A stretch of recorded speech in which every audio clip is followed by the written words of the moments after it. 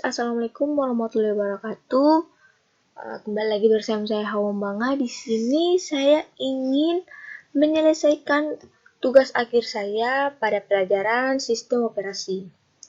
Yang dimana di sini saya akan menjelaskan tentang penjadwalan proses. Langsung saja ya. Yang pertama ada penjadwalan FIFO atau First In, First Out.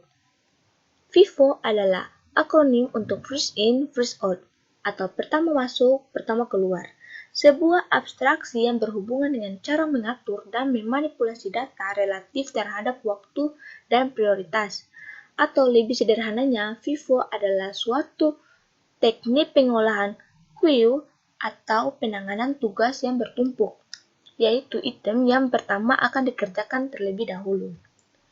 Jadi contoh soalnya, di sini kita mempunyai proses P1 mempunyai burst time 10, P2 mempunyai burst time 5, dan P3 mempunyai burst time 6. Jadi dari soal ini kita akan mengeksekusinya tuh dari proses yang pertama kali masuk yaitu P1. Selanjutnya akan dilanjutkan proses yang kedua, selanjutnya dan proses ketiga. Cara kerjanya di sini kita menggambarkan gancarnya, yang dimana harus dimulai dari 0. P1 sama dengan 10, P2 kan sama dengan 5. Kenapa di sini 15? Karena 10 ditambah 5 yaitu 15. Dan P3 21. Kenapa 21? Karena di 15 ditambah dengan burst time P3 dan 6 yaitu 15 tambah 6 sama dengan 21. Setelah kita menggambarkan gancarnya, kita mencari waiting time-nya, yang dimana P1 adalah 0. Di sini kita mengambil proses kedatangannya. Jadi dilihat dari gancar ini, proses kedatangan P1 adalah 0. Jadi waiting time P1 sama dengan 0. P2 sama dengan 10 karena kedatangan waktu P2 berada di menit ke-10. Dan begitupun proses pada P3. Yang dimana kedatangan P3 ini adalah di menit ke-15. Maka dari waiting time ini kita dapat menghitung rata-rata dari waiting time, yang dimana hasil dari proses dibagikan dengan jumlah proses, yaitu 0 ditambah 10 ditambah 15 dibagi dengan 3. 3 ini apa? 3 ini adalah prosesnya karena mempunyai 3 proses. Jadi, semuanya menjadi 25 per 3. 25 per 3 sama dengan 8,33. Oke, selanjutnya kita masuk ke proses selanjutnya, yaitu SFJ atau Shortest Job First. Pada algoritma ini, setiap proses yang ada di ready queue akan dieksekusi berdasarkan burst time terkecil. Hal ini mengakibatkan waiting time yang pendek untuk setiap proses, dan karena hal tersebut maka waiting time rata-rata juga menjadi pendek, sehingga dapat dikatakan bahwa algoritma ini adalah algoritma yang optimal. Kita masuk langsung ke contoh soal. Jadi, kita mempunyai 3 proses lagi.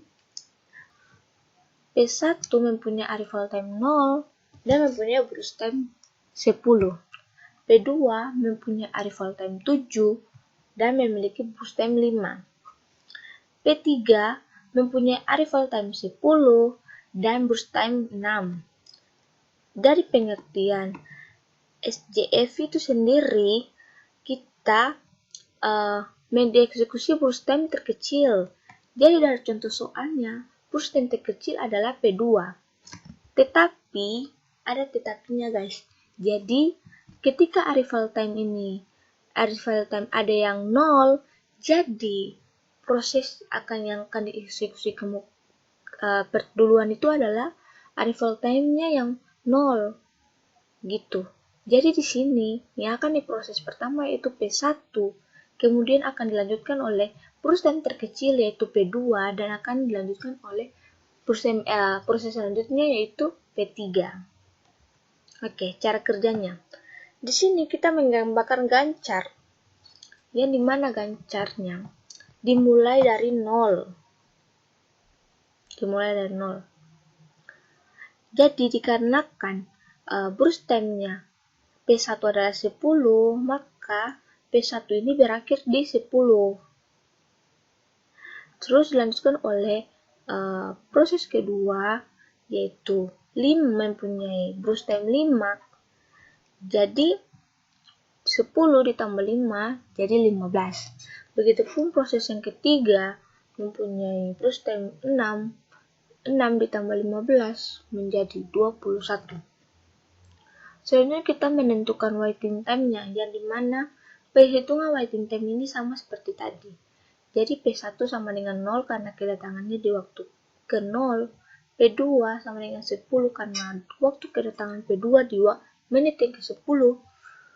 Yang ketiga mempunyai waiting time 15 karena waktu kedatangannya berada pada menit ke-15. Menghitung rata-rata waiting time sama seperti tadi, yaitu jumlah dari proses waiting time dibagi dengan berapa proses. Jadi di sini 0 ditambah 10 ditambah 15 dibagi dengan 3 sama dengan 25/3. Jawabannya adalah 8,33. Proses selanjutnya yaitu HRN atau Height Hash Ratio Next adalah strategi penjadwalan dengan prioritas proses tidak hanya merupakan fungsi waktu layanan, tetapi juga jumlah waktu tunggu proses. Begitu proses mendapat jatah proses berjalan sampai selesai. Contoh soalnya, di sini kita punya P1 mempunyai arrival time 0, P2 mempunyai burst time 10, P2 mempunyai arrival time 7 dan mempunyai burst time 5, P3 mempunyai arrival time 10 dan burst time-nya 6. Cara kerjanya pertama kita menggambarkan gancarnya.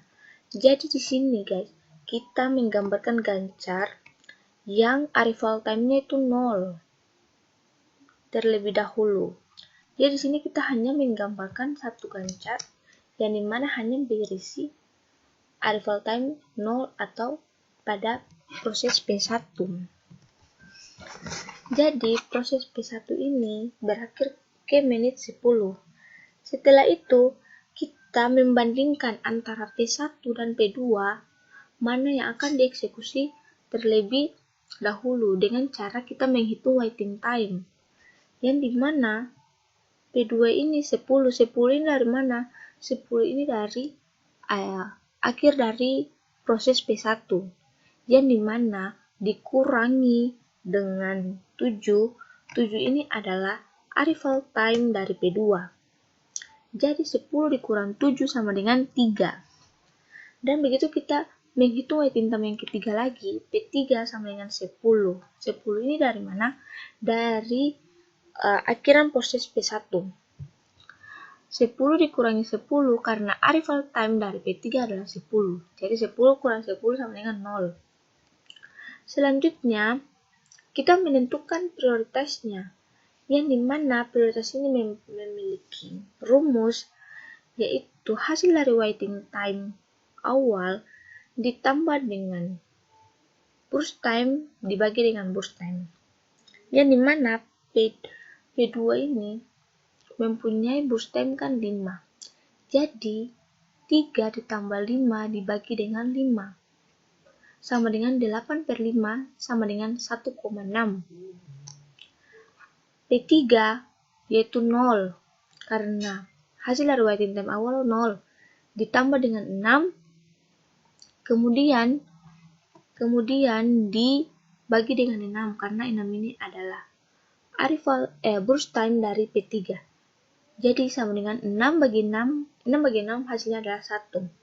Nah, setelah itu kita lihat antara P2 dan P3 ini mana yang mempunyai prioritas yang paling tinggi. Jika dilihat dari hasil ini adalah P2 itu adalah prioritas yang paling tinggi. Jadi proses selanjutnya akan dieksekusi adalah P2, selanjutnya akan dieksekusi adalah P3. Jadi kita menggambarkan gancarnya seperti ini. Dan selanjutnya kita menghitung rata-rata waiting time-nya. Kita menghitung waiting time-nya. Yang dimana P1 ini sama dengan 0. 0 dikurang 0 karena apa? 0 di sini adalah arrival time. Arrival time dari P1. Jadi P1 itu mempunyai arrival time 0. Jadi 0 dikurang 0 sama dengan 0.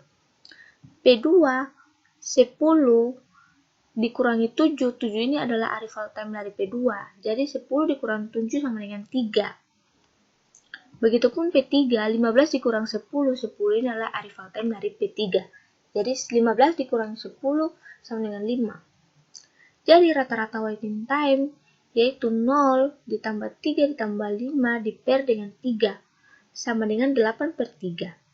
Hasil dari 8/3 ini adalah 2,66. Masuk ke proses selanjutnya yaitu round robin.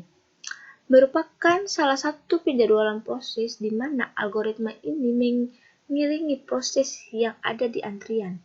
Proses akan mendapatkan jatah sebesar time quantum. Jika time quantumnya habis atau proses sudah selesai, CPU akan dialokasikan ke proses berikutnya. Pada penjadwalan proses ini, tidak ada proses yang diprioritaskan. Semua proses mendapatkan bagian waktu yang sama dari CPU. Contoh soalnya, ya. Di sini proses P1 mempunyai burst time 10, P2 mempunyai burst time 5, dan P3 mempunyai burst time 6, dan memiliki quantum time-nya 5. Quantum time-nya 5. Jadi, cara kerjanya kita menggambarkan gancar yang dimana awalnya kita mengisi P1, P2, dan P3. Yang dimana dimulai dari menit ke 0. Karena P1-nya 10 dan quantum time-nya 5, jadi 10 dikurangi 5 sama dengan 5. Jadi proses pertama akan habis pada waktu ke-5. Selanjutnya kita lanjut ke proses kedua, yaitu P2, yang dimana mempunyai burst time 5. Jika dikurangi dengan quantum time-nya 5, maka P2 habis. Jadi 5 ditambah 5 sama dengan 10. Selanjutnya kita ke proses yang ketiga, yang dimana proses ketiga ini mempunyai burst time-nya 6. Jika 6 dikurangi dengan quantum time-nya 5, maka 6 ini masih tersisa 1. Jadi 10 ditambah 5 menjadi 15. Dikarenakan P1 masih ada, sisanya 5. Jadi di sini kita ulangi lagi dari P1. Jadi 15 ditambah 5 sama dengan 20. Dan karena P2 habis, P2 tidak diulangi lagi. Dan pada P3 masih tersisa 1, maka kita akan lanjut ke P3. Jadi 20 ditambah 1 sama dengan 21. Kemudian kita menghitung waiting time-nya, yang dimana P1 ini P1 ini 0 ditambah 15 dikurangi 5. Kenapa 15 dikurangi 5? Karena kita melihat di sini ada proses 1 terjadi sebanyak 2 kali. Dan kita lihat dari proses yang paling terakhir pada P1 awalan masuk pada P1 ini adalah 15. Kenapa kita kurangi dengan 5? Karena akhir dari proses P1 awal itu berada di menit ke-5. Jadi kita kurangi 15 dikurangi 5 sama dengan 10. P2 mempunyai waiting time 5. Dari saya sendiri. Dan P3 ini mempunyai burst time 10. Awal kedatangan P3 kan di 10. Dari 10 ditambah 21 kurang 15. 21 ini dari mana? 21 ini adalah akhir dari P3 ini sendiri dikurangi dengan akhir dari P3 ini. Jadi 10 ditambah 21 kurang 15 sama dengan 16.